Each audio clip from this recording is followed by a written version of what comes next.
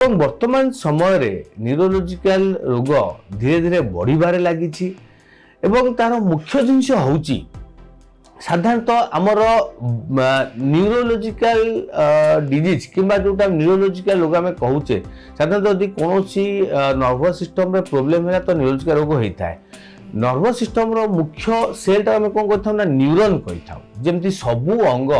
गोटे प्राइमरी उपादान किंबा गोटे तार जो थाए प्राइमरी स्ट्रक्चर सेल को नहीं गोटे टिश्यू होता है टिश्यू ने ऑर्गन होता है सेमती आमर न्यूरॉन को नहीं आमर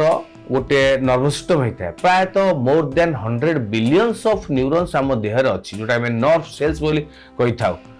तेणु न्यूरॉन गोटे स्पेसिफिक जिनस होउची आपन लिवर सेल हो जोटा हेपाटोसाइट कहूचे कार्डियक सेल हो किंबा जोटा आम